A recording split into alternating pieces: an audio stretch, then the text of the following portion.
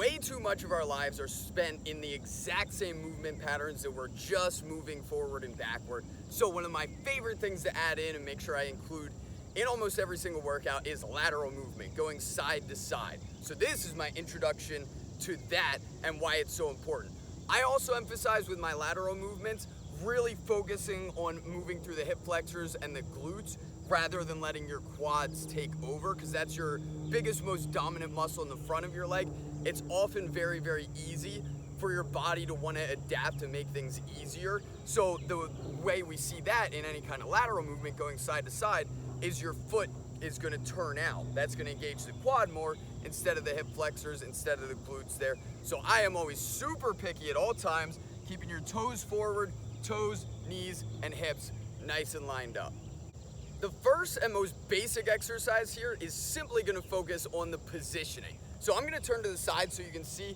Like I went over, you want your toes, knees, and hips in a nice straight line. We still want to focus on that, but we want to be down in athletic position. So now I'm looking at your knee angle there, knee to hip, close to 45-degree angle. It's going to be slightly different from person to person depending on your limb length and some other characteristics as well.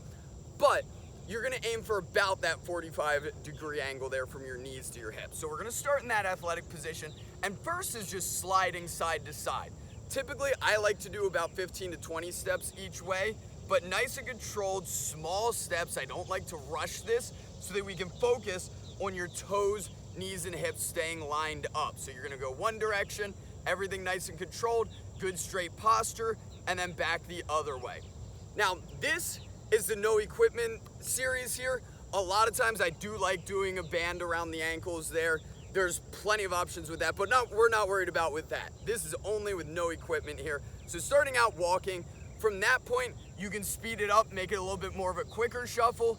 That is perfectly fine going side to side. On that, I typically like going more like 10 to 20 yards since you're speeding it up, getting a little bit bigger steps. I like to kind of rush through them because most people don't have a significant problem once they get past the body positioning. What I like to focus on are going to be the next three exercises. So the first one is your push step. We're going to start in that nice same athletic position, nice and low position. We're going to drive off the outside foot. So I'm going to my left, I'm going to drive off my right foot. And I want to get out as far as I can and maintain that posture. And now we're going to add a landing component to it, because we're pushing off that outside foot and we're going to land with a 1-2 step. So again, we want the toes, knees, and hips lined up. This is where a lot of times I see people start to really point their foot out and land in these weird positions, that we want to correct that from these more simple movements. So we're going to start nice and low, push off that outside foot, nice strong landing. So on this, again, I like to go about 10-yard distance or about 5 to 7, depending on the practice needed. If someone's really struggling, I'll absolutely go far beyond 5 to 7. But as long as they have them down, we want about 5 to 7 good ones on this.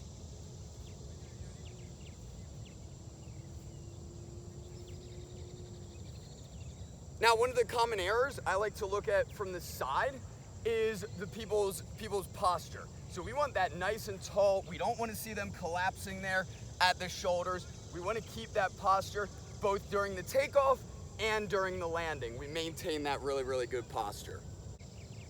Now, the second one I like to advance to here is going to be single leg to single leg. So now we're going to incorporate more balance. I like starting in a balanced position. First emphasis is making sure you got the balance down. So I like holding it 2 seconds before you do anything. So you hold 1, 2, and then we hop to the other foot. At first, the number one goal is balance, so feel free to start out nice small hops, make sure you have the balance down. As you feel more comfortable, you can continue extending that further and further. If you're hitting a point where now you're extending too far and you can't keep that balance, that means you're going too far. Typically, I see that when people start reaching with their outside foot instead of pushing off that plant foot.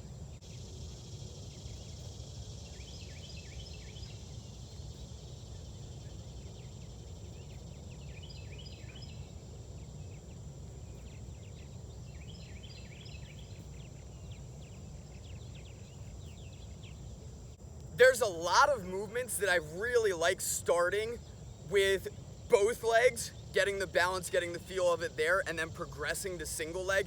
This is one I prefer to actually do the opposite. I like getting the balance down and the movement patterning down first, and then we move to the maximum effort with 2 legs. So we're gonna do the same thing, same setup, athletic position off of 2 feet.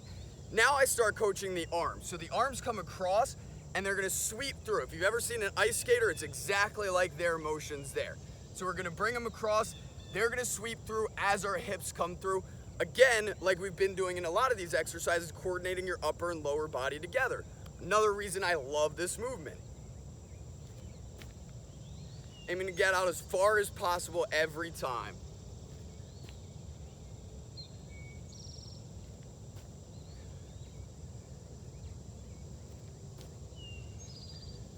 One of the big errors on this is going to be the foot positioning. So a lot of times we'll see people that come in too close or that end with a really wide stance. We want to have a consistent stance just outside of shoulder width.